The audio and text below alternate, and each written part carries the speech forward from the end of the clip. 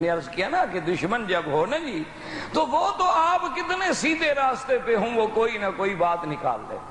آپ دیکھیں نا جی کہ ہمارے اکابر ہیں، ہمارے پیر ہیں، ہمارے باقاعدہ مشائخ ہیں، باقاعدہ علماء ہیں، باقاعدہ تزکیہ ہے، لیکن جن کو ہمارے ساتھ غصہ ہوتا ہے کہہ دیں گے وہابی.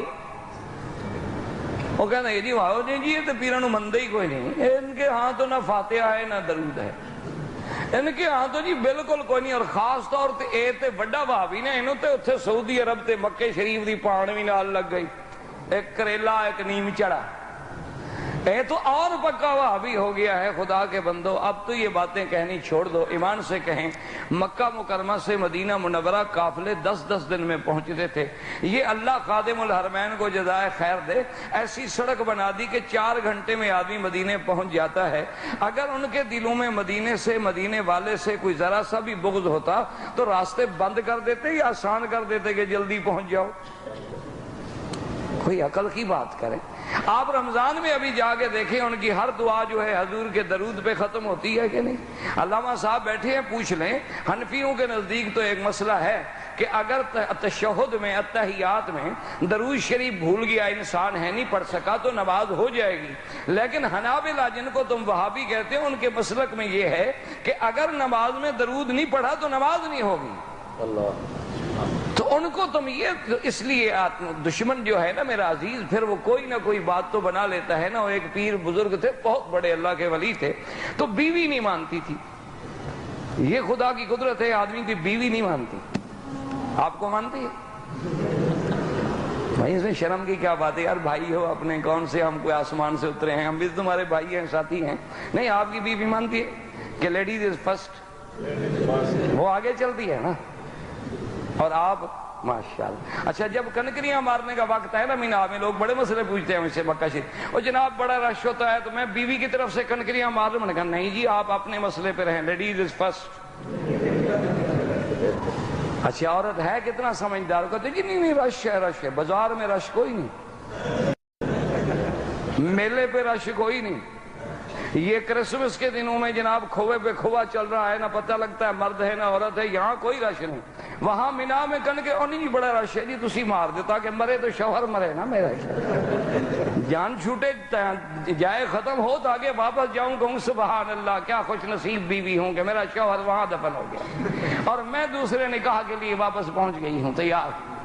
تو اس لیے اندازہ کریں دشمن تو بات نکال لیتا ہے. اب جناب وہ ولی اللہ جو تھے، یہ میں ایسے نہیں کہہ رہا بیوی نہیں ماں، اس لیے دیکھیں علامہ صاحب سے پوچھنا انشاءاللہ، قاری طیب صاحب سے کبھی پوچھ لینا.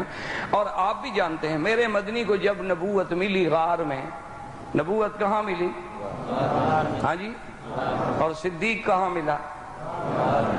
نہیں سمجھ آئی بات؟ میرے مدنی پہ جبریل کہاں اترا؟ تو جبریل آسمان کا وزیر ہے، وہ کہاں ملا؟ غار میں. اور صدیق زمین کا وزیر ہے، یہ کہاں کٹھے ہوا؟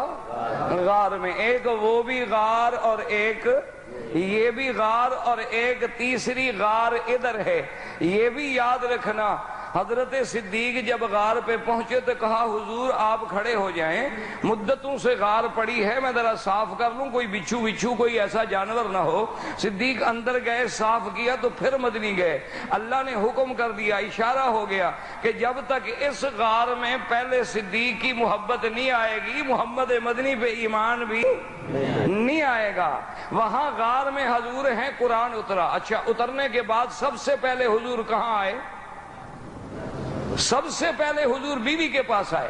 غار سے اترنے کے بعد کہاں پہنچے؟ بیوی کے پاس پہنچے. کہا زملونی زملونی، خدیجہ کپڑا ڈالو، بدن پہ تھر تھری ہے. اسی منظر کو میرا مولا پسند کر کے فرماتی ہیں یا ایھا المزمل قم اللیل الا قلیلا نصفہ او انقص منہ قلیلا او زد علیہ ورتل القرآن ترتیلا. میرا مدنی مدنی پہلے بیوی کے پاس آئے تاکہ سب سے پہلی تصدیق بیوی کرے کہ اس کی تصدیق بڑی مشکل ہوتی ہے، اور جب بیوی پاکی کی گواہ بن جائے تو پھر اس سے بڑا گواہ دنیا میں کوئی نہیں ہوتا۔ سب سے پہلی تصدیق کرنے والی سیدہ خدیجہ، اور ظالم تو کہتے ہیں اسلام نے عورت کو کوئی مقام نہیں دیا۔ ذرا غور تو کرے، میرے مدنی کی پہلی گواہ کون ہے؟ سیدہ خدیجہ۔ پہلے اسلام لانے والی کون ہے؟ سیدہ خدیجہ۔ نبوت کو تسلی دینے والی کون ہے؟ سیدہ خدیجہ۔ ورقت ابن نوفل کے پاس لے جا کے تائید کرانے والی کون ہے؟ سیدہ خدیجہ۔ اللہ تبارک و تعالیٰ کے دین اسلام کی عظمت دیکھیں کہ قرآن کی پہلی گواہ بھی عورت، میرے مدنی کی نبوت کی پہلی گواہ بھی عورت، اسلام کی پہلی گواہ بھی عورت، اور آج تک اسلام نے صفا مروہ رکھ کے عورت کو اتنا بلند کر دیا ہے کہ قیامت تک دوڑتے رہو اور عورت اسماعیل کی اماں کی سنت کو یاد کرتے رہو۔ لیکن مشکل یہ ہوتی ہے کہ دشمن کو بات سمجھ نہیں آتی، وہ ہر نیکی میں بھی کوئی برائی نکال لیتا ہے۔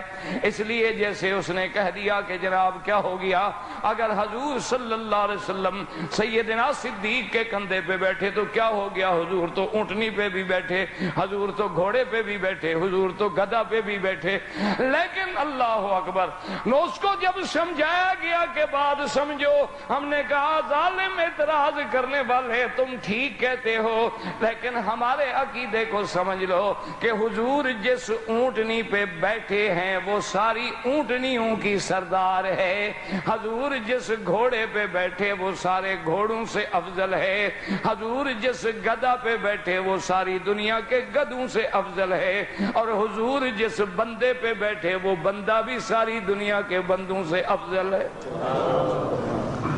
اصل بات تو یہ ہے، حضور تو بیٹھے ہیں، اور حضور جس پہاڑ پہ کھڑے ہوں وہ پہاڑ پہاڑوں میں افضل، حضور جس غار میں بیٹھے ہوں وہ غار ساری غاروں سے افضل، حضور صلی اللہ علیہ وسلم جس مسجد میں کھڑے ہوں وہ مقام ساری دنیا سے افضل۔